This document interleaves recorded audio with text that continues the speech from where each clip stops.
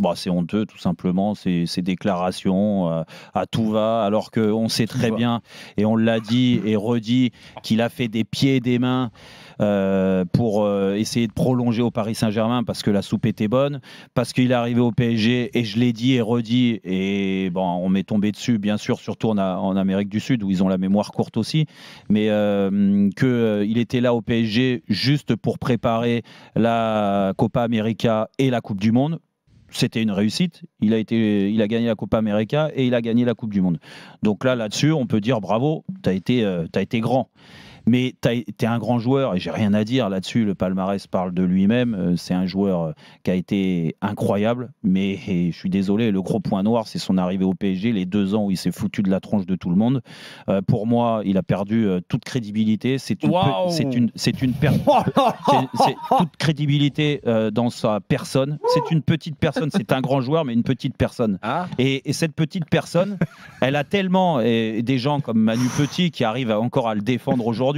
Alors qu'il est français et qu'il a gagné avec la France, ce mec-là, je pense qu'au bout d'un moment, il est limite anti-français. Ah, voilà. D'accord. Alors, il est raciste. Il était en tout cas contre le Paris Saint-Germain. Et il l'a dit et redit. La preuve, c'est que ça n'a jamais été calculé. Par contre, là, il est en train de nous expliquer, pour se faire bien voir là-bas aux États-Unis, que tout avait été calculé, son arrivée aux États-Unis. Oui, c'est pour ça que tu t'es posé la question, petite personne, de retourner à Barcelone en faisant des efforts financiers. Ça, personne n'y a cru. Et que tu t'es posé la question d'aller en Arabie Saoudite où il te faisait un pont d'or. La preuve, c'est que ce pont d'or, il l'a eu en termes de sponsoring. Donc, il n'avait peut-être pas besoin d'aller encore rejouer là-bas. Mais vu que cette petite personne réfléchit pas trop non plus, il vient nous expliquer qu'en Arabie Saoudite, pour sa famille, c'était compliqué, alors qu'il est limite guide touristique là-bas et qu'il a pris un gros chèque. Alors, va savoir, on comprend plus rien, en fait, dans ses déclarations. Mais ce qui est sûr, c'est que là, et il est peut-être honnête, en effet.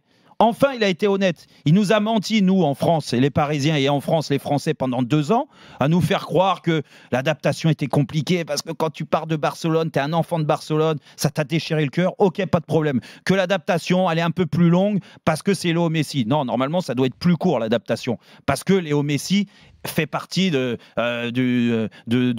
hautes sphères du football mondial et peut-être le plus grand de tous les temps. Donc normalement, ça doit être plus court. Mais lui, on lui a accordé 1 an d'adaptation. 1 an. Mais au bout d'1 an, ça suffisait pas. En fait, il y avait problème avec tu te rends compte, ses enfants.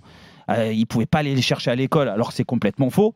Il était dans une école privée, je ne vais pas raconter sa vie, dans un endroit où il vivait, où il avait un palace, un château, mais c'était peut-être pas assez grand, 500 mètres carrés par rapport à 600 mètres carrés à Barcelone, peut-être que 100 mètres carrés d'écart, c'est un problème. Donc ça, l'adaptation est compliquée. Et dans le club, en fait, moi je vais parler après du sportif. On t'a vu. Moi, tu vas pas me mentir. J'ai fait tous les matchs au Parc des Princes. S'il y en a bien ici qui peut parler des prestations de Léo Messi au PSG, c'est moi. D'accord ? Et ben moi, j'ai fait tous les matchs au Parc des Princes. Il m'a quasiment pas fait lever une seule fois de mon siège. Pourtant, c'est Léo Messi. Pourtant, à chaque corner, tout le monde se levait de son siège. Oui, les touristes, ceux qui mangent des pop-corn, et qui boivent du soda. Mais moi, je suis désolé, il marquait des buts, il n'a jamais fêté ça, jamais communié avec les supporters. Vous avez vu le premier but qu'il a marqué contre une équipe de DH, des plots aux États-Unis. Il a une belle accélération.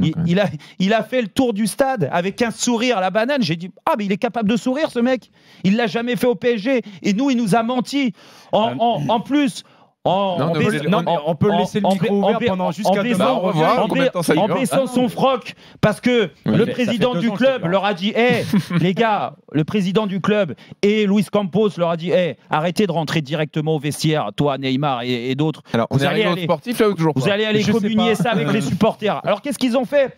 Parce que là, ils ne pouvaient pas dire non, parce qu'il y a le chèque à prendre. Il y a la prime, de fidélité, la prime de ceci, la prime de cela. À ça, quand ça rentre, il n'y a pas de problème. Donc, ils faisaient l'effort d'aller juste derrière les buts, là, comme ça. Ils se mettaient en retraite, tout le monde. Les autres applaudissaient avec les trucs. Et puis, voilà. C'était une nouvelle technique de parler pendant 10 minutes. Vous avez vu, on est venu, on a fait l'effort. Excusez-moi. Mais, Léo Messi, il y a un truc que t'as oublié. C'est que quand tu es arrivé de Barcelone, déjà, tu es arrivé 15 secondes. Tu es arrivé avec des larmes, soi-disant. La France, les Parisiens déjà t'ont placé au-dessus de la Tour Eiffel. Ils t'ont reçu avec un tapis rouge, je te raconte pas. Et ce qui était normal, c'était le meilleur joueur du monde. Mais alors, écoute-moi bien. Il n'a rien rendu. Ah ben rien du tout. Et les déclarations sont de pire en pire. Okay. Donc maintenant, calme-toi, reste avec tes plots là-bas. Marque autant de buts que tu veux. On n'en a rien à carrer. Mais ce qui est sûr, c'est que l'histoire, elle est faite comme ça. J'espère qu'un jour, il y aura une revanche France-Argentine.